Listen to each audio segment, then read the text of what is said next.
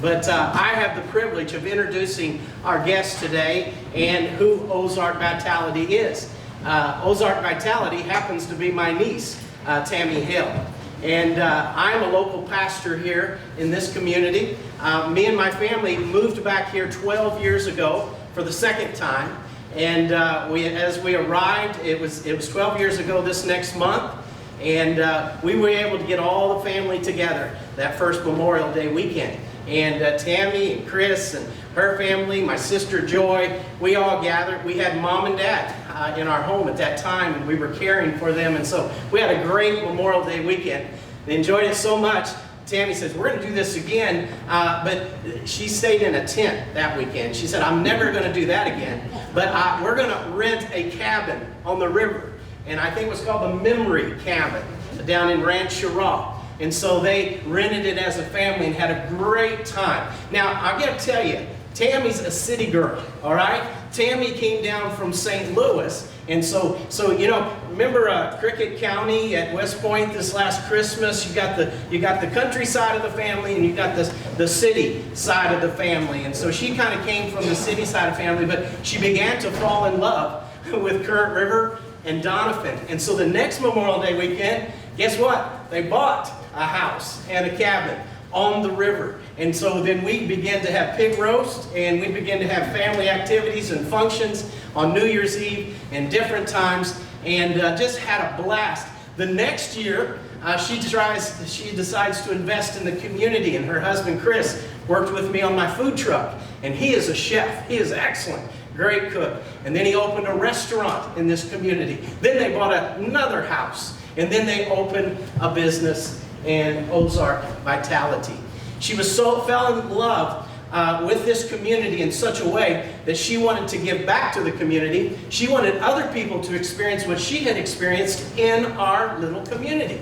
And what better person for tourism, for anybody but a city girl that comes to the country and falls in love and then becomes a member and a part of that community and invests and is a part of it. Guess what? That is happening in our little community all the time now.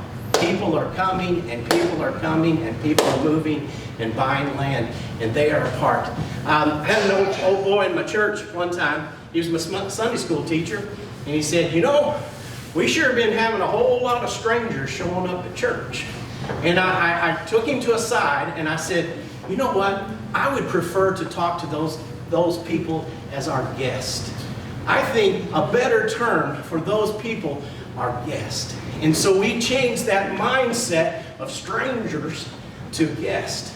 And you know what's going to be happening over the next couple years? We're going to have more and more guests showing up. And so I believe it's real important for us as a community to figure out how to throw out the welcome mat and invest in our community, because we got a lot of guests coming. We got a lot of people that are moving in and a part and want to be a part of what God has blessed us with. And so we've got to learn to share our toys. We've got to learn to share and help people experience, just like Miss Tami and her husband. Now Miss Tami has recently gone back to the farm, and she's in Farmington, located in Farmington, but her organization continues to be here and to help us write grants, help us to see the possibilities. And I told her the other day on the phone, I said, you would be so proud. All the vision that you had for this community, I said, it's coming alive. It's actually happening. Downtown is actually coming alive. And people are investing, and people are coming to our community, and our guests are coming. So the city girl has turned into a country girl, and back there on that table, she brought about 14 dozen eggs from her chickens. And so she loves those chickens, and she cares for those chickens.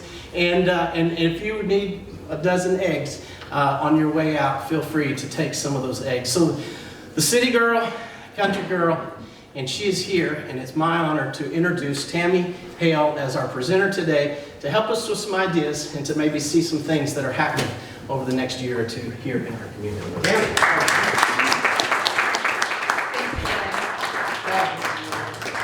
Can everyone hear me okay? I don't know if the microphone's working. It's hard to say. But, well, thank you all. It's been a little while since I've been back in town. I absolutely love what you've done with the place. It's really, really impressive to come back after having been away for a bit, and just kudos, just huge compliments to all of you. So the topic that we want to go through tonight, can you see this okay without the lights off? Yeah, fine. Okay, so we'll go ahead and leave the lights on. And I want to introduce Sasha Dacus. You probably know Sasha. Some of you know Sasha. I don't know if you know a lot of familiar. Do you want to maybe just do a quick, do you mind just standing up and doing a quick introduction just so everyone knows who you are, the part of the Ozark Vitality team? Yes, I work with Ozark Vitality. After the 2017 flood, which a lot of you've experienced, I just really wanted to get more involved in helping, and Ozark Vitality was right in there, and I started to volunteer, and then got on the board, and then just before COVID, they really needed some help on staff, so I came off the board and I started to work on the staff with them. So, as many of you know, it's an exciting organization, and I've been learning a lot and still have a lot to learn as we go along. So hopefully you'll put up with our fumbles, but we're here trying to do something good. I've lived in this community now for 40 years. I have a little farm out the west side of Doniphan off of 142 West, and I'm really glad to be able to be involved in this way. Thanks, Sasha. All right, so the question of the day is, how much should you care about the 2024 eclipse? And we're not going to tell you what the answer is, because of course you have to decide that for yourself. But we're hopefully going to give you some things to think about, some information that may help you decide. So first, in thinking about how much you should care about 2024, the question, or we first looked at 2017. So show of hands, how many of you remember the 2017 eclipse? Excellent. And then how many people were in a full total eclipse during 2017? All right. And even those that were in a partial, so if you were in Doniphan, it was still amazing. You know, the full eclipse it's an incredible event. Well, without any sort of coordinated marketing effort in the Missouri Ozarks, there was a small portion of the Missouri Ozarks that were in the path. What you see here is actually, this was done by Southeast Missouri State University. It's their study that they did of Cape Girardeau. So they looked at, that was one of the communities in the path. We took that data, and we also looked at Perryville and Perry County, a little bit of Carbondale, Illinois. So a few communities did some marketing, got some tourists. And what we found, piecing all of that together, was that there was at least $1 million economic impact just in the Missouri Ozarks during that 2017 event. And so the estimated visitors were coming from all over the U.S. So each dot on this map is someone who came from that location to Cape Girardeau specifically for the eclipse. So, I mean, all over the U.S. And then Perry County actually counted countries, because they had a map of here, where are you from? And they had a minimum of 16 countries that came to Perryville, town of 9,000, to see the eclipse. So, pretty cool. All right, so now thinking about 2024, how could it be even bigger and better? Well, first off, people remember it, right? In 2017, it had been over a generation since the last total eclipse. People didn't really know if it was a big deal or think it was a big deal, but many people put it on their calendar. Like in 17, right after that eclipse, they put the 2024 in their calendar, especially when they found out that it was coming right through Doniphan. It's going to be twice as long. So the period of darkness, of totality for the total eclipse, is going to be over 4 minutes long in Doniphan, which is actually the longest. We're right in the middle. And the time of year, last time it was hot and sweaty, it was August, this is going to be the Ozarks in full bloom. So when people come to the Ozarks for this, they're going to see it at its best in terms of just natural beauty. The big difference is going to be bigger in lots of ways, but the towns that are going to be able to host visitors coming in for the eclipse are much smaller. So it's only coming through small communities. If you look at this path here, and we're going to show you a close-up of this in the next slide, but it compared to, this was the path in 2017, St. Louis, Jeff City, Columbia, St. Joe, right? There are over 2 million people in the population in the path of that eclipse, compared to about 350,000 total for 2024, just to give you an idea. All right, so the next slide. So here's a little close-up of the map. So there's a lot on this page. And actually, I'm going to give a shout out to Ed Sherman. So it's actually the U.S. Forest Service that made this map for us a few years ago. We were able to repurpose it here. So this is, if you look at the blue line, that is the total eclipse in the Missouri Ozarks. The red line is the absolute center of the path. And as you can see, this is Doniphan right here. In the, like literally the exact longest point of totality, center point of this line. All right? And anywhere in this blue line is amazing, even if it's 3 minutes rather than 4 minutes. Outside of these lines are still going to be interesting because you saw a lot of people saw partials at Doniphan. So just a few facts that kind of show how big this could be, and no matter what we do, the guests that will come. So I mentioned that in the 2017 path, just in the state of Missouri, there were over 2 million people who will not be in the path in 2024. So if you think about those who remember how cool it is, and they might want to go somewhere else to see it, they're already in Missouri, maybe they'll come to Missouri, right? So 2 million people. The city of Springfield, right? So on the map here, it's right here. They're in a partial, they're a little ways, right? But not too far. West Plains would be their closest totality. The population of the cities and towns in the Missouri Ozarks, about 140,000 people in cities and towns in the path, is less than the population of just the city of Springfield. They have about 167,000 people. So even if just a portion of people from Springfield decided they wanted to make the trip, right? We're talking about a lot of people. In this 9,000 square miles of the Missouri Ozarks. So pretty cool. As we think about what we could possibly do in these communities, in the Missouri Ozarks, you can go and flip to the next one. We looked to try to learn from what happened in 2017. So we looked around to find out who had a really good coordinated planning effort, who did some good marketing, who was very rural. So Wyoming is the most rural state in the United States. I think like 500,000 population in the entire state. So whereas Ripley County has a population density of about, 20 people per square mile, it's 2 per square mile in Wyoming, right? So this is a rural population. But they had a very coordinated effort. They saw this in advance, they started planning in advance. And what you see here, these are the Wyoming counties. The dark ones are in the path of totality, and the ones outside are partial. They had over $60 million in economic impact in their state. They had over 200,000 eclipse visitors that came, not just to visit Wyoming, because people come for that, for lots of other reasons. These are just the eclipse tourists that came to the state of Wyoming in this 4-day period. So similar to 2024, the eclipse is on a Monday.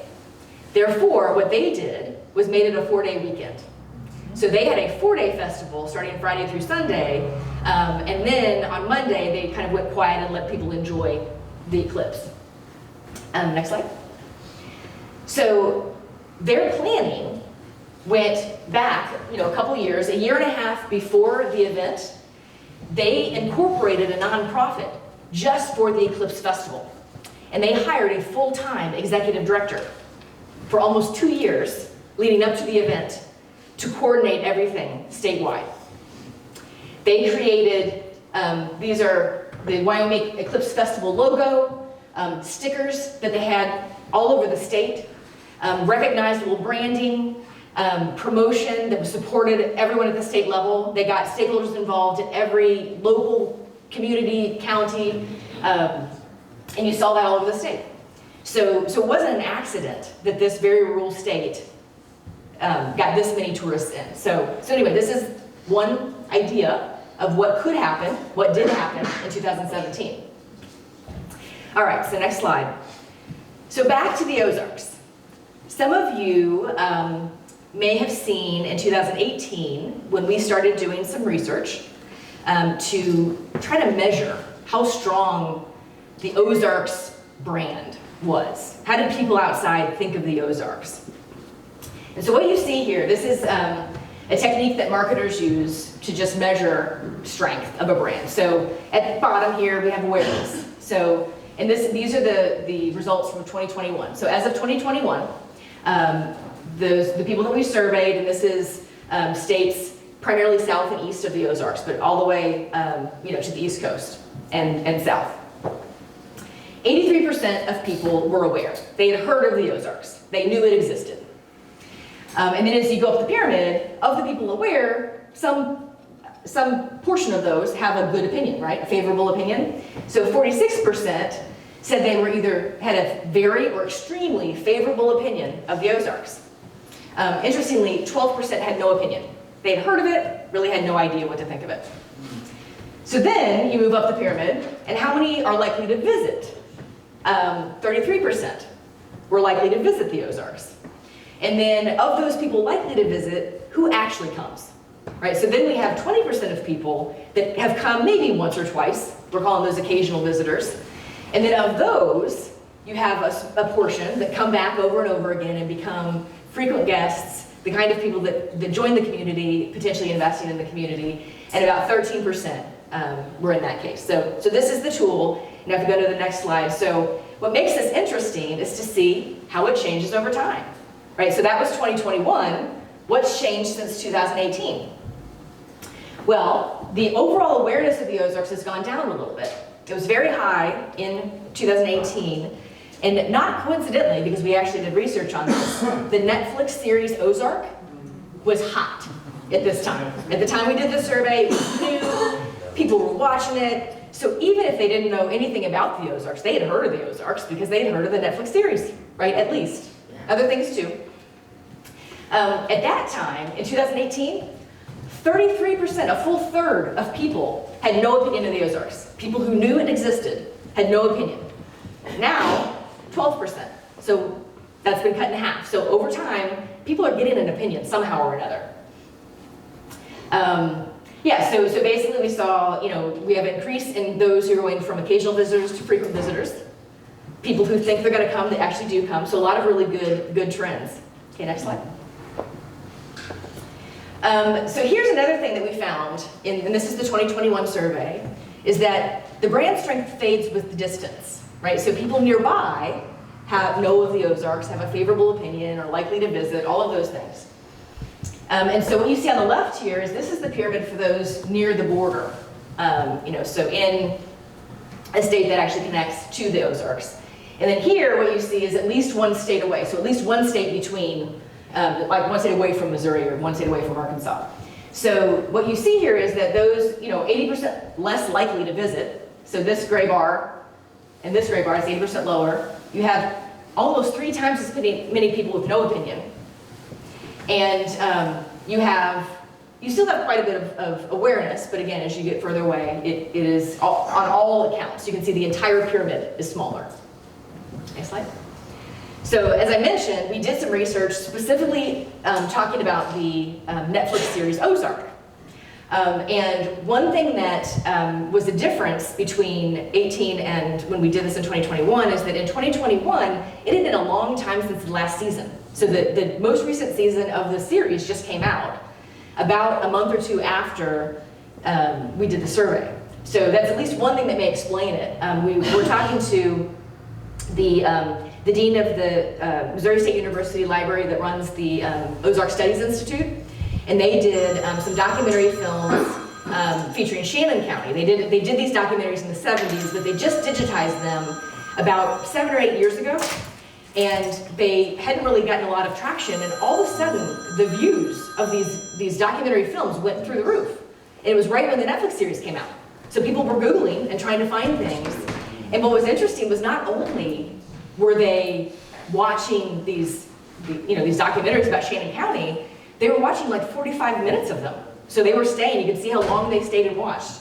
So what you see here is that those who watched the Netflix series had a very much higher favorable opinion rating than those who didn't. So even though there are negative themes about money laundering and murder and all kinds of crimes, it still brought attention and made people want to come see that. So what you saw, the Radio episode of my Ozark series, when we realized just how much effect that this digital content, these films that are just out on the internet could have, that's what we've been doing for the last few years. So we believe that's had a small impact. We're hoping to grow that as we go.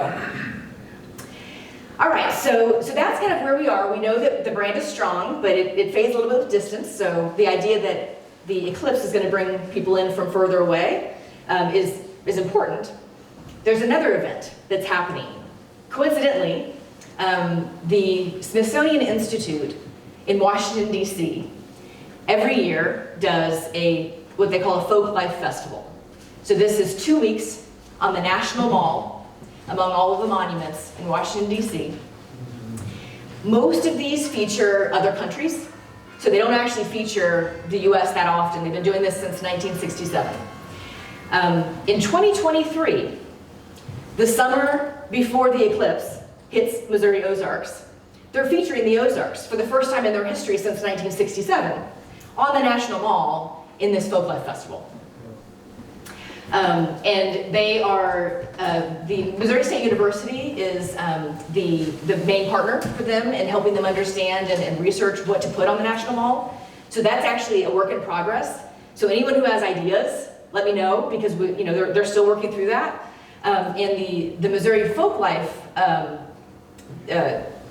Institute, so what you saw in the video, that group is who introduced us to the MSU folks who were doing this.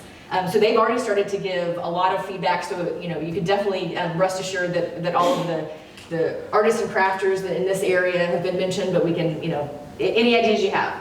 Here are the kinds of content areas. So it's going to be about celebrations and gatherings throughout the Ozarks, stories, sound, show business. So Branson, migrations, movements, and pathways, and highways, railroads, rivers and streams. There's going to be a lot of really great content.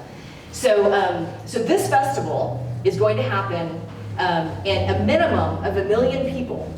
About 60% of that is local people to DC, and about 40% of that are people coming from around the US and around the world, are going to see this exhibit. And what's really exciting is we've had an opportunity to talk to the curator and organizer of this exhibit. We're brought in by MSU, and they're actually very interested in making a contribution to the communities of the Ozarks that go beyond the festival, right? So it's already a good thing that they're, helping people to understand how special the Ozarks are, preserving the culture. But the idea that they may be able to help bring back some of the exhibits, or some of they're going to spend a minimum of $1.5 million on this exhibit for 2 weeks. And that's for bringing people out there, travel expenses and that. But there's going to be high quality exhibits that potentially could somehow come in for an Eclipse Festival if you decided you wanted to do something like that. So early stages, they're very heavily working on this year's festival, which is in June. And as you can imagine, anyone who's ever planned a festival, it's hard to imagine next June's when they've got this June coming up. But I think that very likely in the next couple of months, they're going to come up for air, and we'll have a lot of great opportunities to talk through with them and give them input and what they maybe want to showcase. Go ahead. All right, so another opportunity that is already in process. So what we're hoping to do here is let you know what we've found out, right? So this is not us, but this is what we've learned that we want to share. So the state of Missouri has an Eclipse task force that is run by the tourism director from Perryville that had a great experience in 2017, and so was tapped to run the state Eclipse task force. Everyone is invited. Anyone who would like to participate, whether individually or as a community or as a business, anything.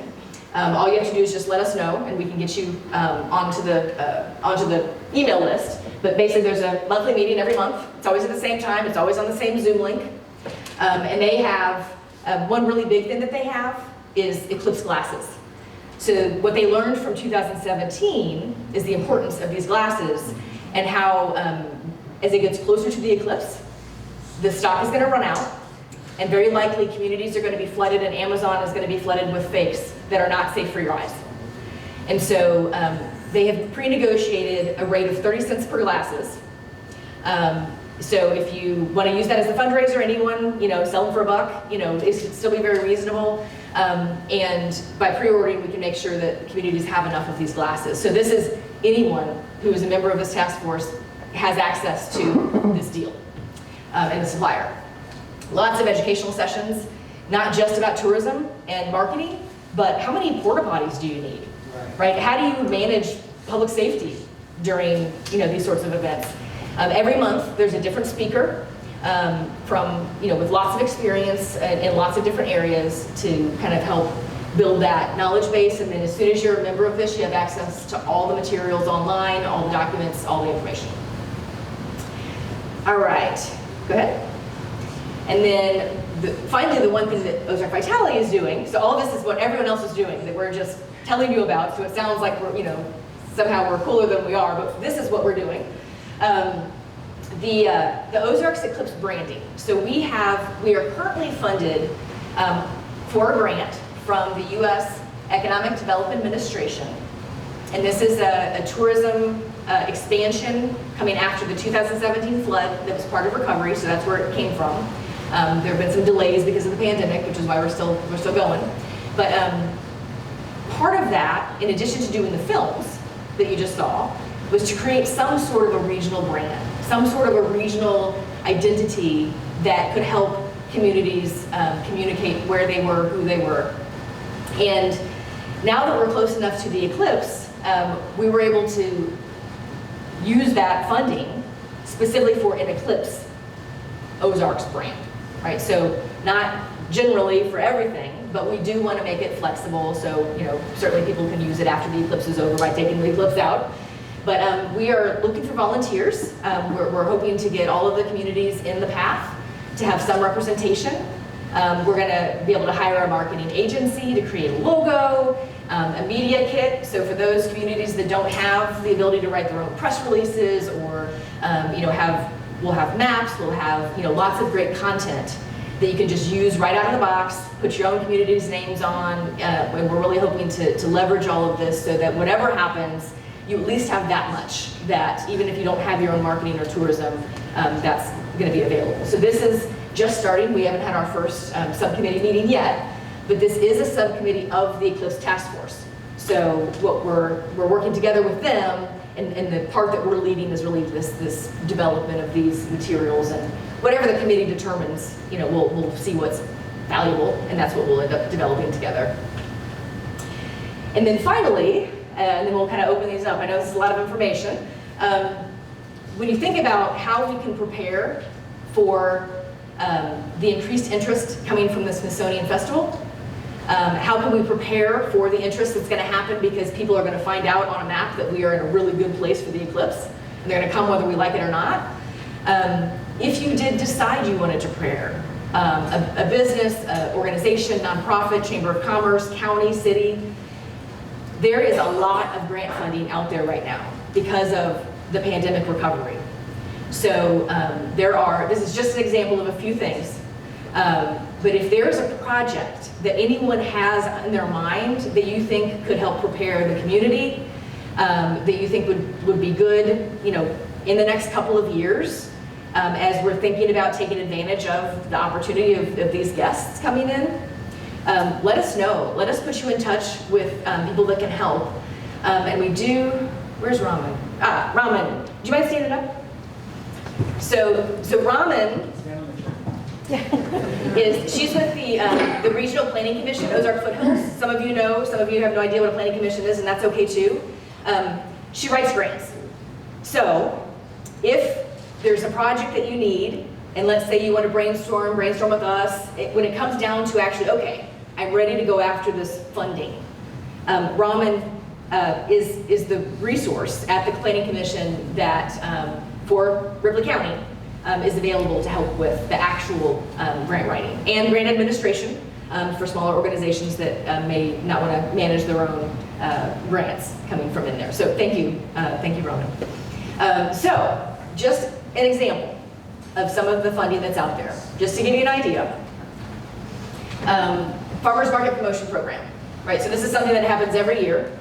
So this isn't because of the pandemic, but there's in the coming cycle, there's $13.5 million available for people to promote their. Of course, you're not going to get the whole money, but if you need a few dollars to promote your farmers market or expand it, maybe get a facility, there's that. The Community Revitalization Program is one that is really flexible. The grant cycle hasn't opened yet because it is so new. It came from the recent federal recovery money, and it's expected to open in July. The guidelines will come out before then, but in talking with the folks that are managing that, they want to make it as flexible as possible to be able to fund anything they can possibly fund that is remotely related to community revitalization, that includes tourism, but lots more than just tourism. There's $150 million in that just for the state of Missouri. And then the local tourism program, which is for developing tourism assets, so convention centers, amateur sporting facilities to be able to attract tournaments into your town, all kinds of things like that. And then kind of going around clockwise here, the tourism cooperative. This is an opportunity that if someone in the county wanted to become an officially recognized destination marketing organization, recognized by the state of Missouri Tourism. As an example, in Perry County, they're the smallest level of county, which is what Ripley would be as well. And they regularly get about $19,000 a year through these cooperative marketing programs for their marketing. So by being recognized and being able to take advantage of these programs, those funds are out there. So those aren't even competitive once you get in. It's simply that's the money that's available for these organizations. So with that, you can go to flip. It's a lot of information, and really the main thing I wanted to make sure that everyone understood is that it's out there. It may be hard to navigate, and our role, in addition to the branding project that we talked about, which we're looking for volunteers if you want to get involved in that. But aside from that, if you just need help navigating, if you're just not sure who to talk to, we are really happy to put you in touch with the right people, whether it's for writing a grant or different organizations that we are working with through our branding project, the state Eclipse Task Force, Smithsonian, anyone that we can put you in touch with. We want to help really enable and empower all of the communities in the Ozarks to be able to take advantage of this just incredible just intersection of events that are events coming outside, money that's coming from, no one would want a pandemic to get the money, but the money is coming, because of all of the suffering over the last couple of years. So, with that, I'll open it up for questions, any questions that you have. And the one question I have for this group is, so how much should you care about the 2024 eclipse? I'd love to hear your ideas about how much you do care or how much you think Ripley County should care. I think it's great. So definitely bringing a lot of tourism. We're here because we're interested. We're just 4 miles out of town. We have a small piece of property the sun of cleared. We was thinking about possibly primitive sites that people could come in and stay because we're going to get an overflux of tourism. And that's what we're thinking. Well, just as an example, so Trish is the tourism director in Perryville. She wasn't able to be here. She's at a conference in Louisiana at the moment. But in Perryville, they literally rented lawn chairs on a lawn. I mean, people needed a place to sit for a few hours. And so the opportunities are great, and campsites you're right on. One of the other pieces of advice that we've heard recently is that people are already starting to book their hotels for this week. Yeah, right. So if you have a hotel, if you have a house that your relatives and all that, you may not be able to charge much for. But but knowing that the demand is going to be there, whatever rate that you think is the right rate to charge, it needs to be in effect if because there was some real big backlash with people that had booked, and then later they raised the rates because they realized there was this huge demand, and that it was just, a really big issue versus if anyone's going to do it now. Yes? I want to see one total eclipse in my whole life, so it's not a cloudy day. Yes. And that is, one of the challenges of anything like this is that if it's cloudy, if it's rainy, although I have heard stories that even on days that it rained, it still was amazing because it got dark and, but one thing that we're hoping, West Plains is already doing this. They're already planning a 4-day festival, as is Perryville. By planning other events and having activities that are really amazing things to come see, if people do come from out of town, of course they want to see the eclipse. But even if they have to go somewhere else where it's less cloudy, they're able to experience the Ozarks for those days in the weekend prior, and hopefully it's clear skies. The ratings are good. So the Astronomy Magazine has rated the top 20 places in the world to see the 2024 eclipse. Cape Girardeau is number 10. And the only reason they picked Cape Girardeau out of, they're right at the edge of the Ozarks, but technically in the Ozark Plateau, was because they had the most population. So that it was basically, they picked the largest town in all of Missouri that was going to be in the eclipse, and they said, yeah, basically saying Missouri is going to be a good place. They didn't know about the rest of the eclipse that they could, that they could actually talk about. But above us, so it goes, let's put that on, just on the map. And the one that has a US map, like the first one or something. Yeah. So it goes all the way down from Mexico, which is the highest rated. Apparently there's never a cloudy sky in Mexico, but, so that's the top rated place to go for the eclipse. Texas is the top rated in the United States. But the Missouri Ozarks are actually rated quite highly in terms of cloud cover predictions for that. So I don't think we have the cloud cover map here, but if you go down here, it's best from here down. And then when you get up to the Ozarks, which is kind of right around here, it is quite good. And then there's a drop off. So from Indianapolis all the way to the East Coast, there's a huge jump down in predictions for how bad the cloud cover is going to be. So that's another kind of interesting factor. We don't know, of course, what it's going to be on that day, but the astronomers are rating the whole path, and this is the best part of the path. All right. Other questions? Comments? What do you think? Yes? Yeah, I've got a comment for our businesses and for our community. I think this is a fantastic opportunity to have a positive effect on our economy, not just for this event, but if you get, 15, 20, 30,000 people in this area to come to the Ozarks that haven't been here before for this event, if we leave an everlasting impression on them, and a good one, the possibility of a lot of those people coming back to visit is great, which leads to economic impact in the future. Yes. Yes. Well, and with some of these community revitalization dollars that are out there, let's say, for example, if you wanted to do a beautification project, a facade project for downtown, something that would be just a good thing to do, you could do that as part of your preparation for this influx of tourism. And whatever investment is made, maybe the return on investment happens in a week, but then the benefit lasts for a lot longer than that. Yes. And the visibility right now, so we've had some conversations recently with Missouri Tourism, so the director of Missouri Tourism, and his name is Stephen. I had never met him until just a couple weeks ago.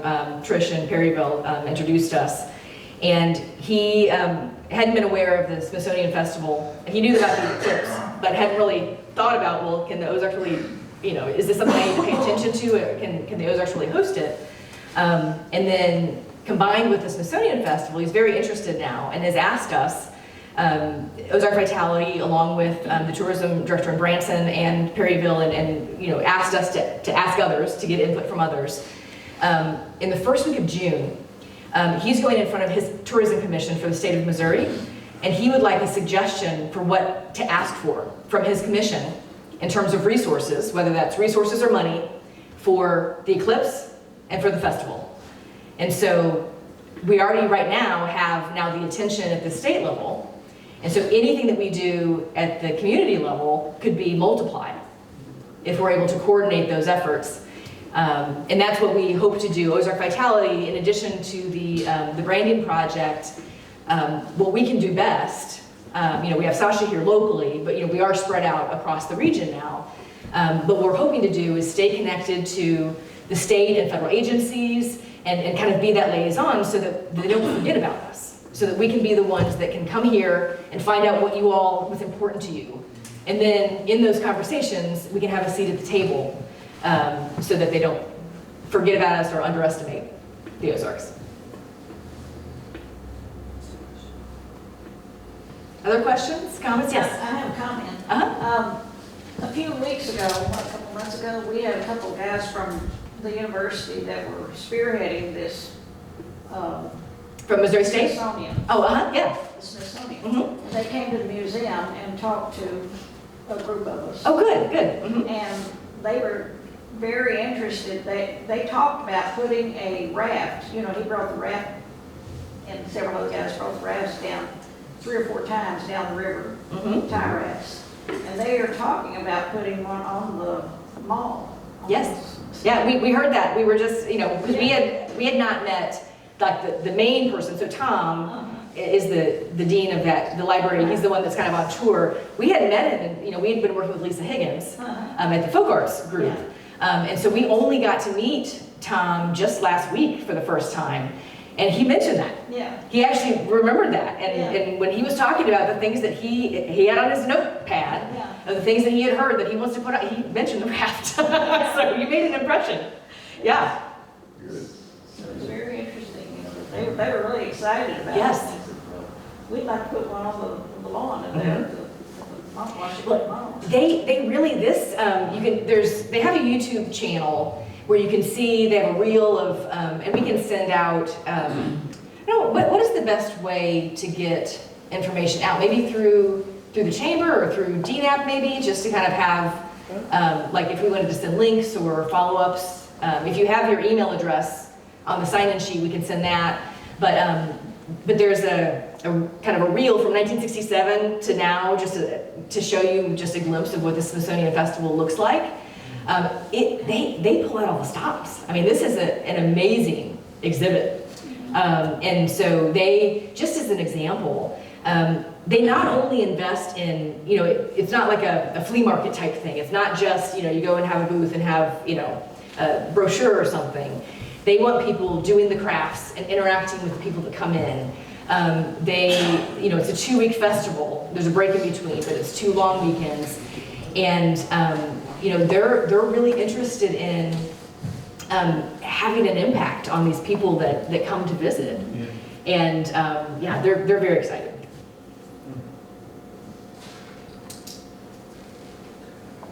I have a Yes. comment.